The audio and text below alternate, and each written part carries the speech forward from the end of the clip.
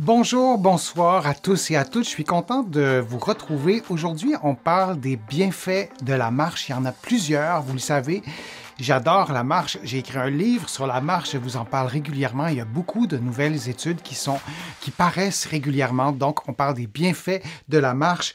Les conseils que je vous donne aujourd'hui ne remplacent pas ceux d'un professionnel de la santé. Je vous invite à en consulter un si vous avez des questions spécifiques à votre condition. Vous allez trouver beaucoup d'informations que je vais vous donner aujourd'hui dans mon livre Lève-toi et marche. Le remède miracle existe et il est gratuit. Et plus jamais malade, mon approche globale pour un corps en santé. Vous pouvez trouver mes livres des deux côtés de l'Atlantique, ici au Canada et de l'autre côté en France, en Europe et possiblement ailleurs aussi. Marcher, est-ce bon pour le cœur? On se doute que oui, c'est probablement bon pour le cœur, mais de quelle façon? Et est-ce qu'il y a des études qui se sont penchées sur la question? La réponse, c'est oui.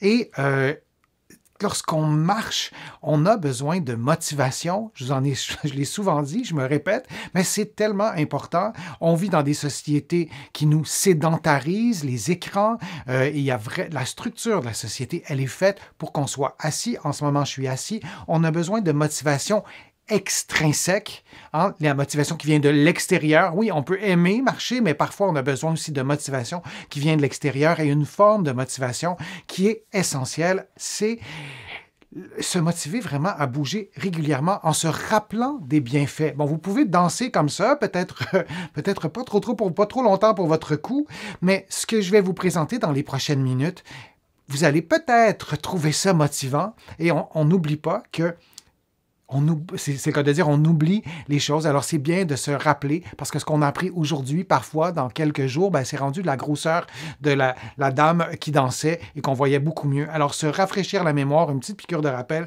ça peut être intéressant et de se rappeler des bienfaits, ça peut nous aider à nous motiver. Et là, je vous parle des bienfaits pour le cœur. Je vous place vraiment en grosses lettres le nom de l'article qui est hyper intéressant, de l'article scientifique que vous allez pouvoir retrouver en accès libre. La plupart des articles que je vous présente, ce sont des articles gratuits, donc vous pouvez les lire.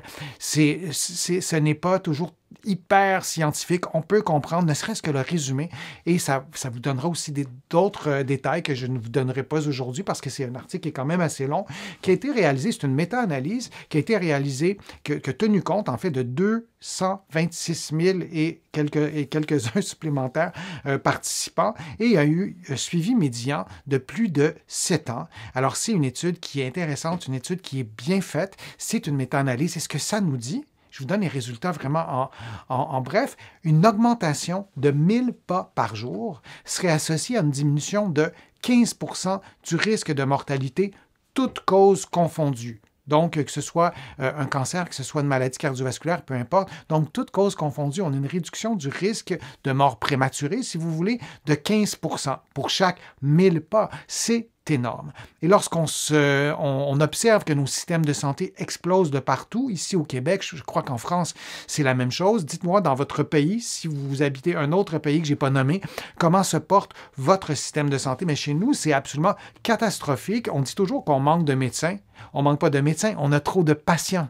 Ici, on marchait tous 1000 pas par jour de plus. Mais collectivement, à l'échelle d'une population, on aurait des citoyens, on aurait une population en meilleure santé et on aurait peut-être moins besoin de médecins et ça irait beaucoup mieux. Alors, diffusons ces bonnes nouvelles-là. Et il y a une deuxième partie aussi de l'étude qui nous dit qu'une augmentation de 1500 pas par jour serait associée à un risque réduit de 7 % de décès causés par une maladie cardiovasculaire.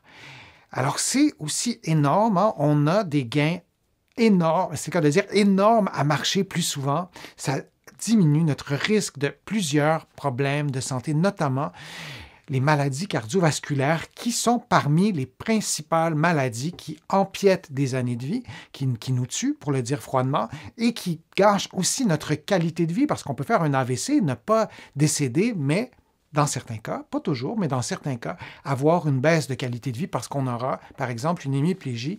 Et l'analyse de cette méta-analyse a également révélé que nous n'avons pas besoin d'autant de pas pour obtenir des bienfaits sur la santé. On parle toujours du fameux 10 000 pas par jour. On les observe dès 2 500 à 4 000 pas par jour selon les personnes. Donc, ça varie. Là, il y a plusieurs facteurs de risque qu'il faut prendre en compte, mais cessons de ne parler que du 10 000 pas par jour parce que les gains qu'on obtiendra notamment sur notre espérance de vie ou sur le risque de mort prématurée, ils sont proportionnels à la quantité de pas qu'on fait dès 2500 à 4000 pas par jour. Pour rappel, quelqu'un qui marche 2000 pas par jour, c'est probablement une personne qui ne marche pas à l'extérieur, qui fait tout en voiture et qui marche même très peu à l'intérieur. C'est pour vous donner une petite idée. Ici, on regarde ce tableau qui a été tiré de l'étude, que je vous invite vraiment à la lire si vous êtes curieux. Donc, on a le nombre de pas par jour d'un côté, on a le risque de mort prématurée de l'autre, et on voit que c'est proportionnel à la quantité de pas qu'on fait. Alors même à partir de 3867 pas par jour, on constate une diminution de risque de mort prématurée. C'est une excellente nouvelle. On prend soin de notre cœur, on prend soin de notre santé. Il faut absolument ajouter aussi, on prend soin de notre qualité de vie. On peut simplement compter le nombre de pas par jour qu'on fait. Je vous en ai souvent parlé, il y a des applications.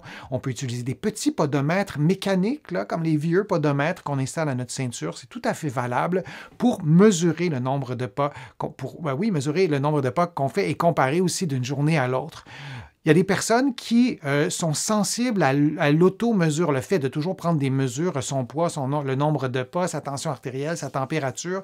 On n'est pas tous très fervents de cette prise de mesure, mais je pense que pour ce qui est du nombre de pas par jour, ça peut nous aider de le faire au moins pendant 2-3 semaines pour se réapproprier ou s'approprier ce concept de pas par jour, donc augmenter le nombre de pas, peut-être de 1000 pas par jour, durant un mois. Alors, si peu importe, le 1er mai, vous faites 3000 pas par jour en moyenne, ben peut-être que le 1er juin, vous pourriez viser 4000 pas par jour. Ça pourrait être une bonne façon de prendre soin de votre santé. Un dernier conseil, ne tenez pas compte même de l'intensité de vos pas. Si vous êtes à vos débuts, là, si vous ne marchez pas beaucoup et vous souhaitez prendre soin de votre santé physique, ce dont il est question en ce moment, mais aussi votre santé mentale, il y a des liens à faire avec le risque de dépression, par exemple. Ben, si vous en êtes à votre début, fixez-vous un objectif de 1000 pas par jour supplémentaires dans un mois. Et si c'est 500, ben, vous aurez aussi un gain. On a toujours un gain. C'est proportionnel à la quantité de pas qu'on fera.